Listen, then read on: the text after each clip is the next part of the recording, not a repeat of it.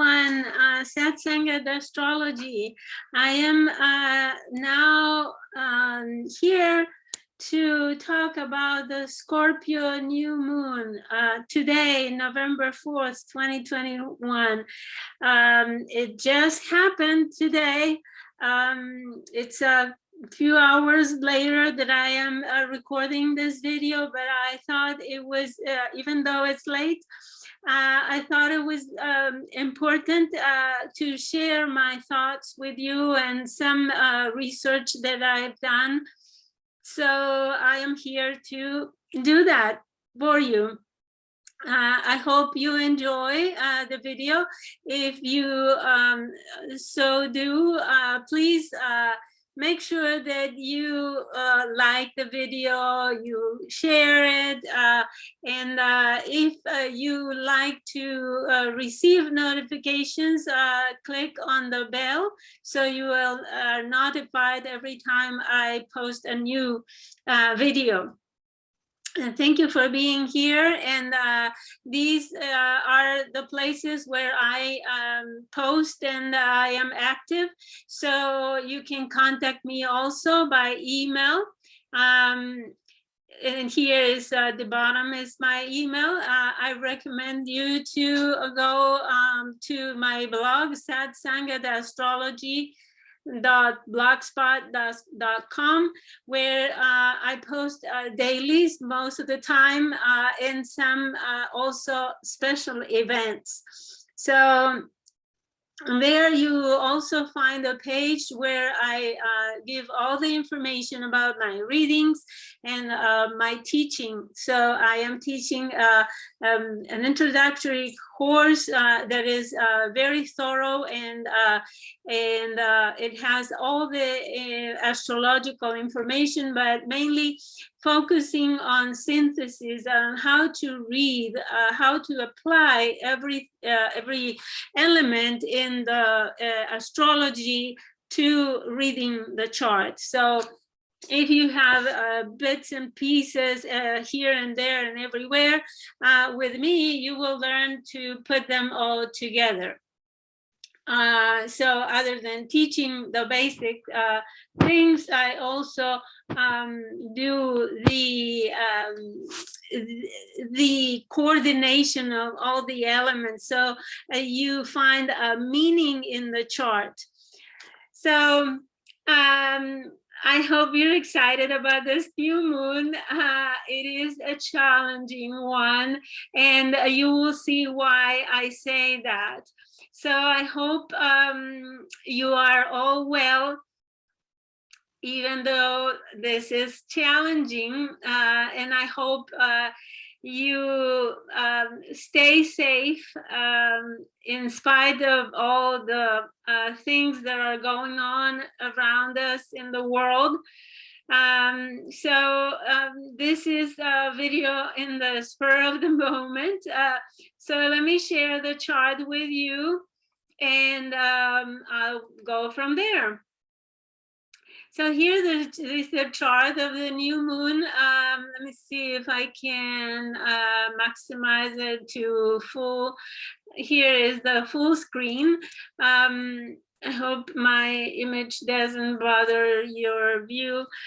Okay, so we have a moon that is under the sun rays, right? And she is in a very, very difficult position. And why I say that, this new moon not only is burned and hidden, invisible under the sun rays, she is also in a sign where she is not comfortable at all. She is in a sign ruled by Mars. And not only that, in Mars and Pluto, remember that the modern ruler of Scorpio is Pluto. And Pluto is in Capricorn, and you probably already heard everything that I have told you about Pluto in Capricorn. and everything that happened when Pluto and Saturn conjoined with all the gang there in the beginning of 2020. So not only that, but Mars is in the sign of Scorpio as well. So this moon is very, very afflicted.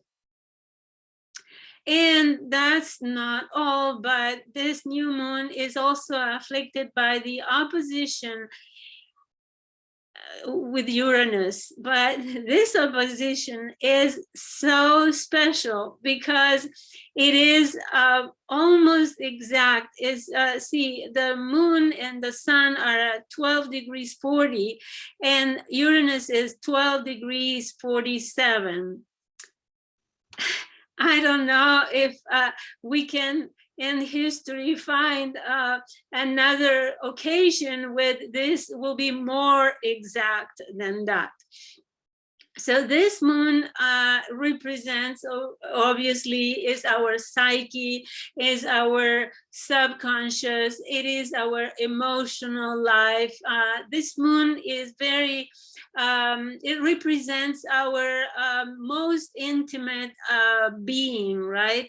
It's this it's the container for our subconscious reality and how we experience the everyday life, right? The moon is the closest cosmic body to the earth. So in fact is the one that influence us the most, right? We know that the tides are ruled by the moon. The seas go up and with the full moon and go down with the new moon. Emotions go up with the full moon and down with the new moon. But the lunations of November are very special in general and very challenging, of course. The moon is very uncomfortable in the sign opposing her house of exaltation, right? The moon is exalted in Taurus, and that's where Uranus is. So already she has that challenge, right? That she is in the fall, in the sign of fall for the moon. So in general, if you have followed in your life, all the November lunations are very challenging emotionally, psychologically, and this one will not be less.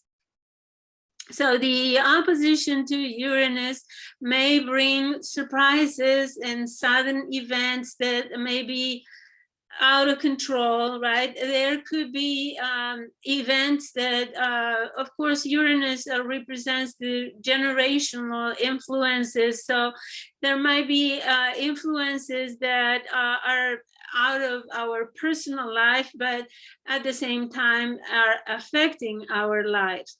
So this kind of thing, this opposition may also be represented by someone who is someone we have a certain relationship with that will confront us with a surprise or unexpected events or something unexpected, right? And I already had several surprises this afternoon, but it's not so bad. I'm the Virgo rising.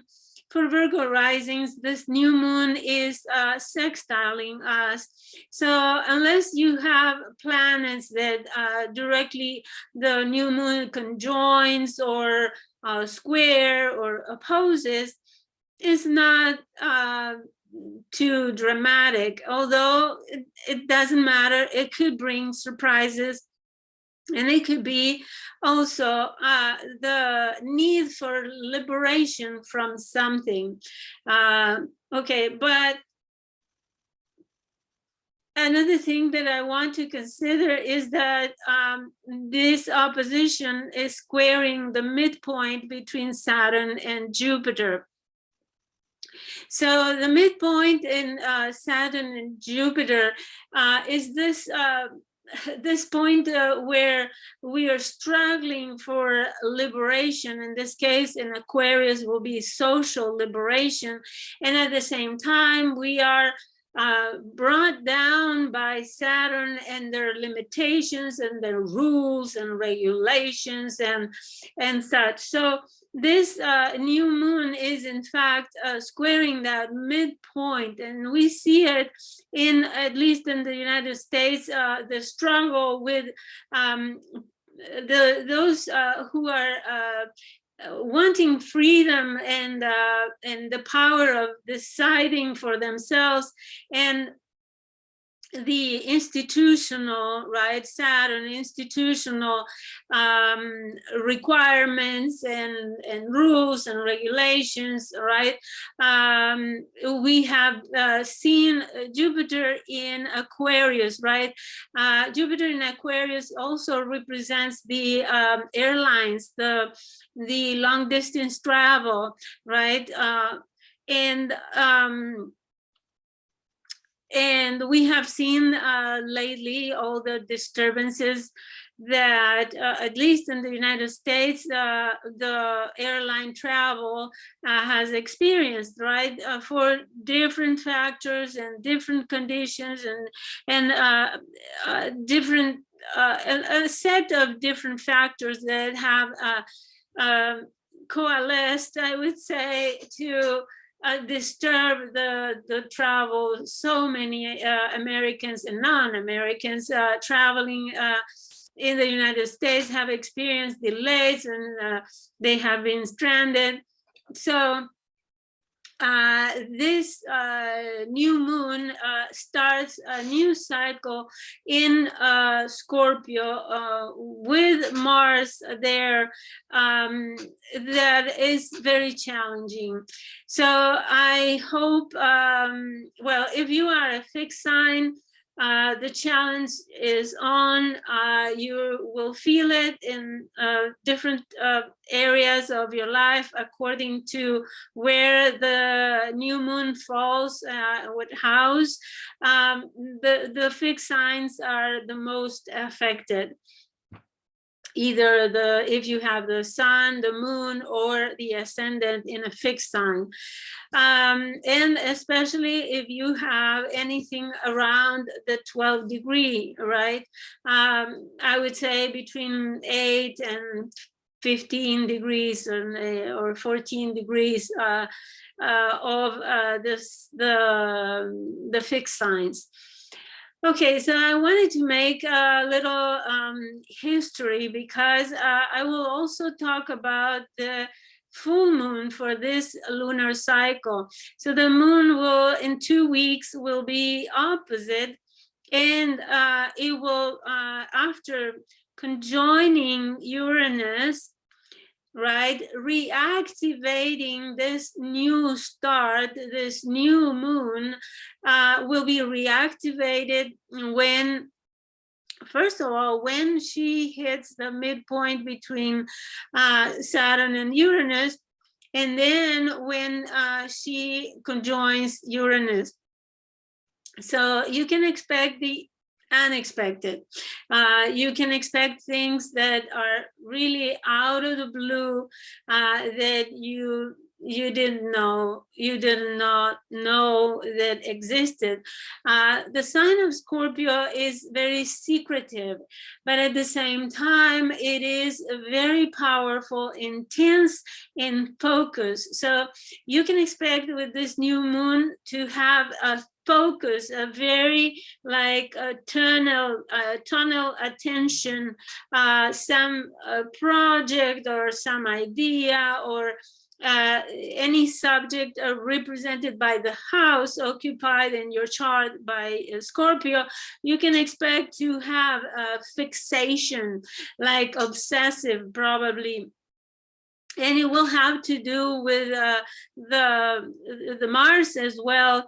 It will have to do with the houses of Aries, right, and Scorpio, and it will have to do with Pluto and the house of Capricorn. So make sure those themes, you combine those themes, and you will find more, you will make more sense of it. And of course, you all always have your favorite astrologer to consult. You give, you send me an email, and I can tell you all about the new moon for you specifically. So again, we still have Pluto squaring Aries, even though it's not exact, but they are both still at 24 degrees. And you probably have read in my blog all that I have written about this potent square that was activated with the previous lunation. So rebellion, those people who are protecting and defending and fighting for their rights, right? And Pluto, the intensity of the institutions, the structures of society, the establishment that is pushing against, right? That is blocking those people who are fighting for their rights. And there are so many areas that we can mention. And in Aries, in the sign of Aries, is all about the identity of the people and the things that people identify with. For example, it could be cultural, it could be religious, it could be sex preference, it could be gender orientation, sexual orientation, or gender identity. It could be so many things, ideas, right, that people identify with, and they are fighting for them. And let's not forget that Chiron is in Aries, making us feel that who we are is not enough. We feel that we are hurt in our identity. So this combination, even though there's no conjunction, but they are both in Aries, and they are, let's say, talking about the same subjects. So as I said, the moon in 2 weeks will be over here. And for the full moon, we will have an eclipse in Taurus, at the end of Taurus, at the 27 degree. And it's said by the ancients that the 27 degree of Taurus is the degree of exaltation for the moon. So, but not only that, you know, as I said, this is a very challenging moon cycle in general, but every time there is an eclipse in the axis of Taurus and Scorpio, and we will have several eclipses for the next year and a half or two, starting in January and until the middle of July or so, the middle of 2023, we will have all the eclipses in the axis of Taurus and Scorpio, except a couple of them that will still happen in Sagittarius. So next eclipse, in fact, will be in Sagittarius. But the eclipses occurring in this axis are more than special, I would say. They don't bring anything good, especially regarding the natural resources. The sign of Taurus is the sign of the bull, the sign of the cattle. And in my research, what I found, this lunar eclipse is from the Saros family of eclipses, number 126. And so I was looking at the dates, and let me share a new share here. Let me share with you that family of eclipses, and here it is. So this family of eclipses starts in 1228. That was a time close to the time when the Carta Magna was in 1226 was the Carta Magna. So we will not study all that, but I will come to our 20th century. See, eclipses 1931, 1949, 1967, 1985, 2003, 2021. And they're September, October, November, right? And these eclipses have a very, very particular theme and particular characteristics that I am going to describe. And this is related to the cattle. And I went back in history because let me find the new share here. Yeah, I wanted to show you this historical analysis. This is a historical synopsis of farm animal disease, public policy in 20th century Britain. Okay, so I read all of this, and there are several illnesses that are associated with the cattle, right? One of them is the foot and mouth disease, which is the aphthous fever. And then it had the mad cow as well. No, the mad cow is the aphthous fever. And those came to be in, let me check this. So here's another timeline of mad cow disease outbreaks, right? This is documenting 1986 on. And if you see 1986 is right after the November eclipse, and cattle in Britain begin to suffer from this mad cow disease, 1985. And then we have 2003, we have in Canada positive, and also a cow was born in North America, and then it was the end of 2003. But that's not all, because I also went to Wikipedia. Well, I don't have it here, but if you look for foot and mouth disease in Wikipedia, you will find, let's see, let's go back to the chart. In Wikipedia, you will find the dates very closely coinciding with the years that I showed you: 1931, 1949, 1967, 1985, and 2003 were all years when these eclipses happened in the axis of Taurus and Scorpio. So the eclipses happening in November are the problem for the cattle.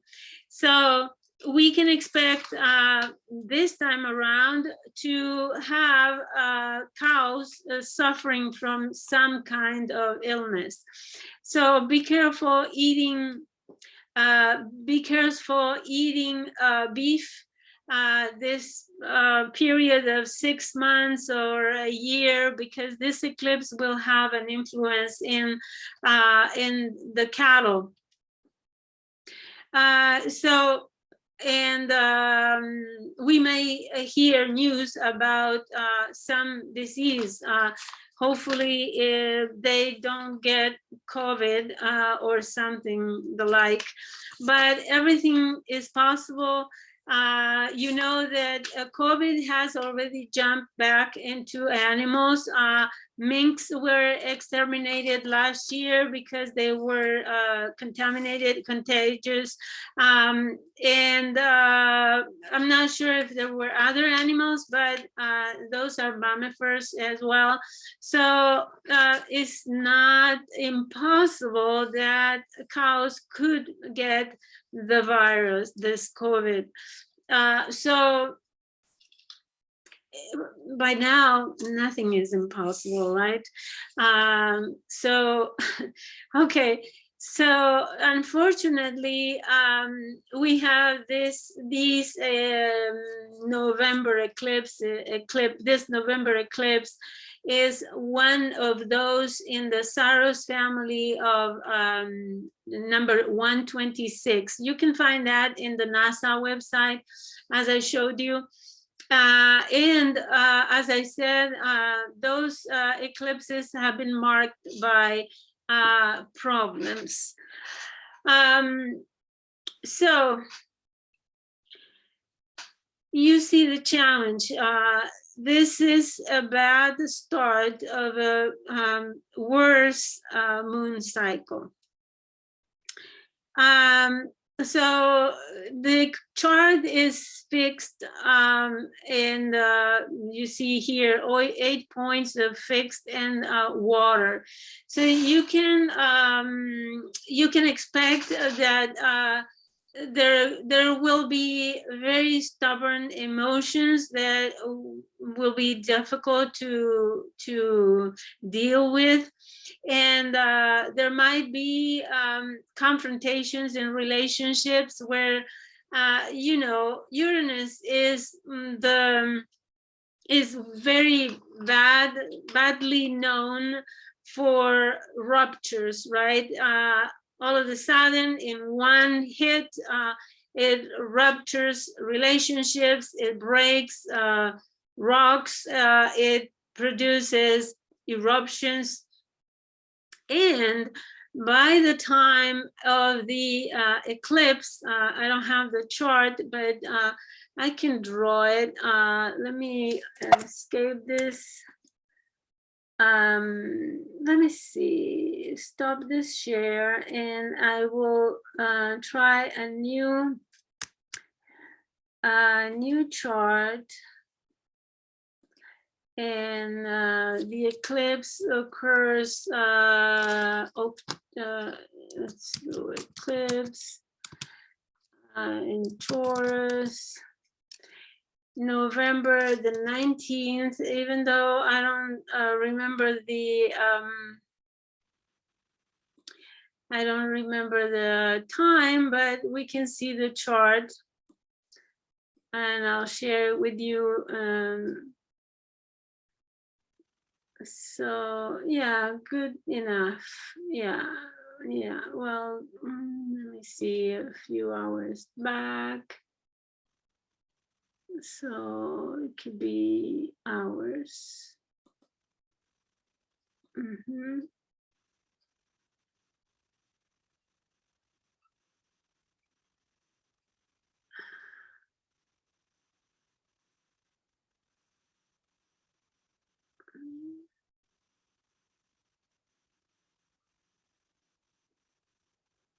Okay, here it is. Okay, let me edit the houses. Let's do natural houses starting in Aries. Okay, so now I'm ready to share.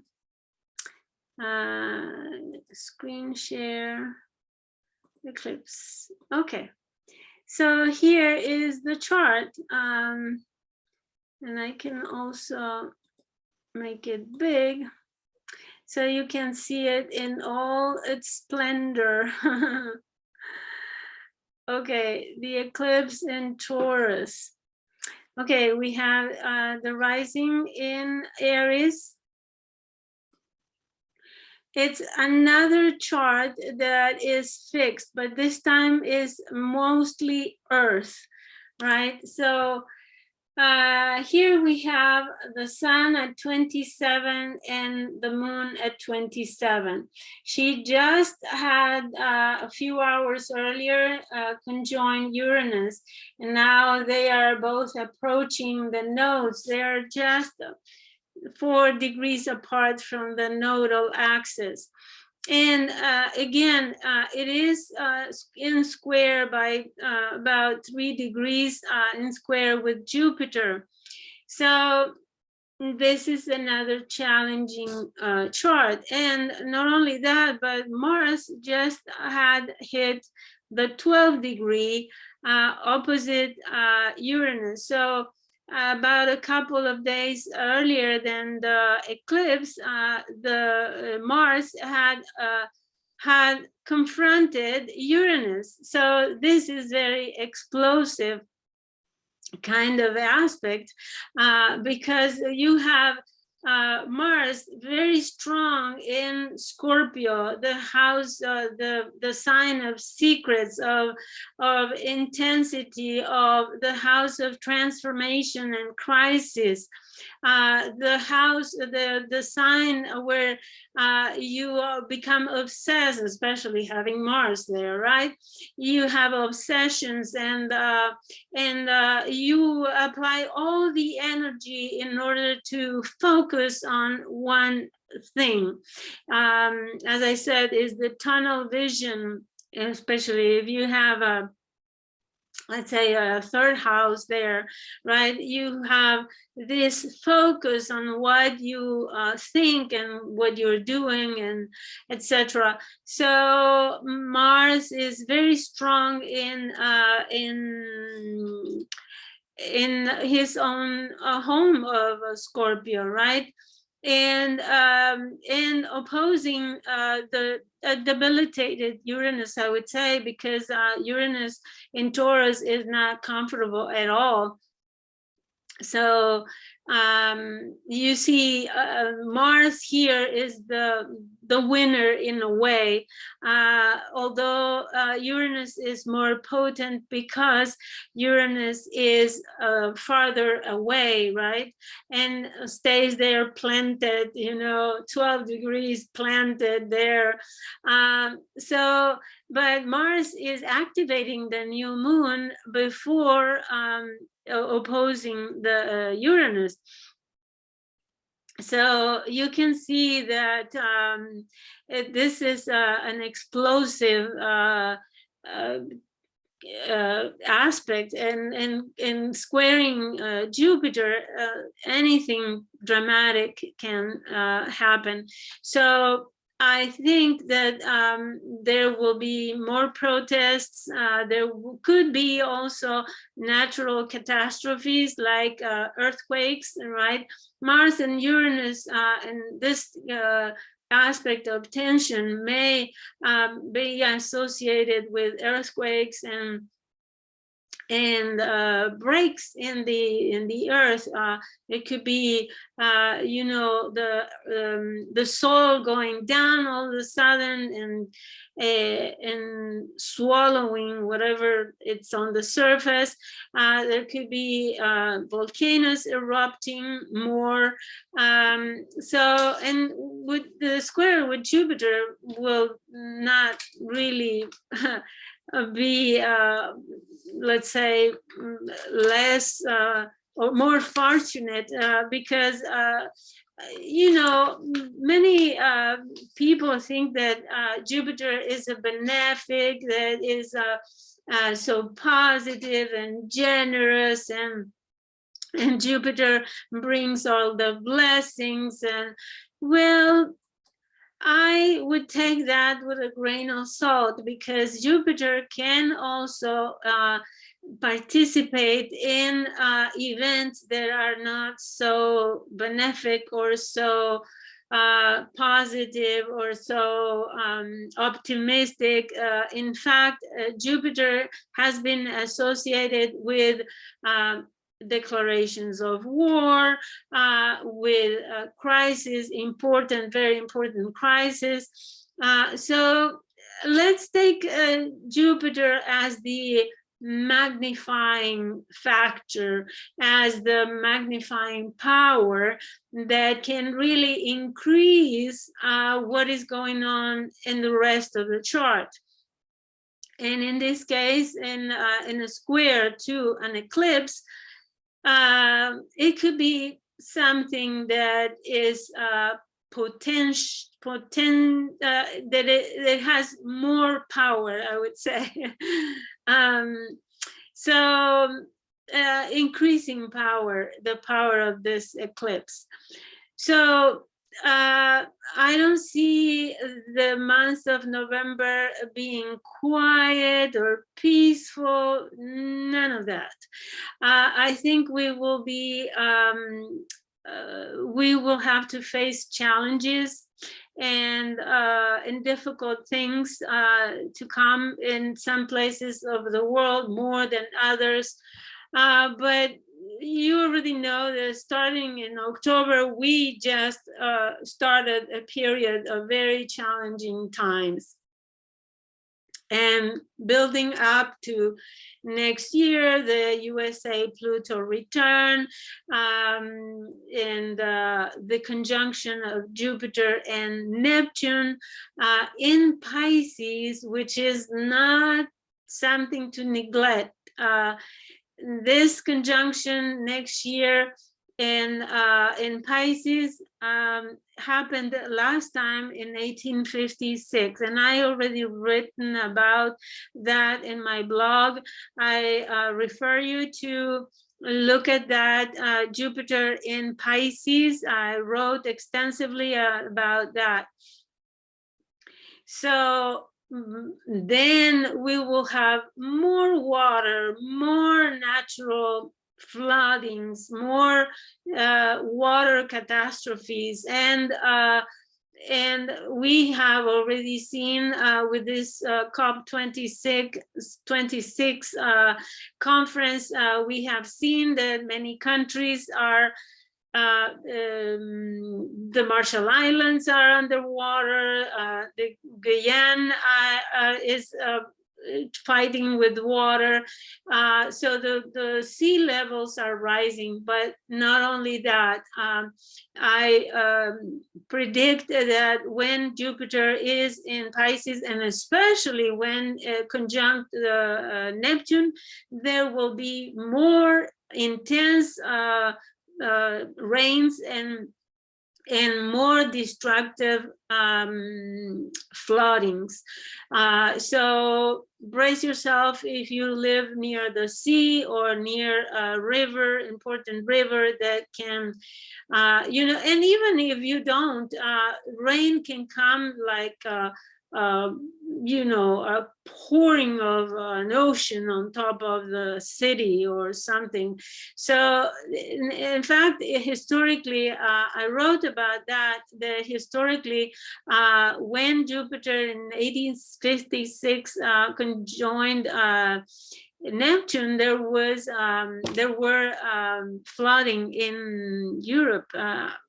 Don't remember the countries, but there were, you know, by then there was no internet and no journalists in many countries. So I'm certain that there were floodings and water problems in other places as well that were not recorded.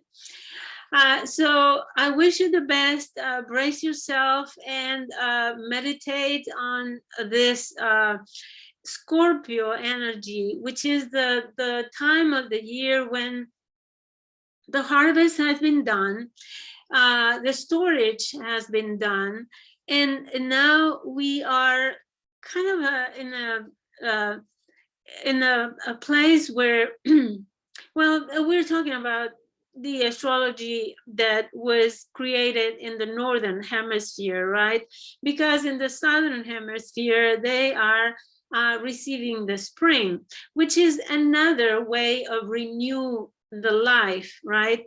Scorpio can also be the rebirth, so death and also rebirth. So it is a season that could be also representing the spring. But it's a time of transition, right? It's a time of preparing for the festivities, right? To enjoy the labors of the summer or the labors of the previous season. So it is a time in the northern hemisphere with the light. The days are shorter, and so there's less light. So the challenge here is to find the light, to be illuminated by the inner light. Scorpio at times can be very dark, in the sense that it likes secrets, it likes introspection, and it sometimes is obsessed about them. So Scorpio time is also the time when we have the opportunity to do introspection and to be kind of our own psychologist. So in so doing, find the light, find the understanding, right? And Scorpio is also the sign of crises, and is through the pain and through the suffering, in fact, that we heal, that we look for healing, right? It's when we are in pain that we look for healing, that we look for a balm that will calm our suffering. So all of that is contained in this new moon, and will be in full blown with the lunar eclipse in Taurus. So I wish you the best for this season, and remember that you can always contact me if you like a reading. I hope you have a wonderful month of Scorpio season. Bye-bye.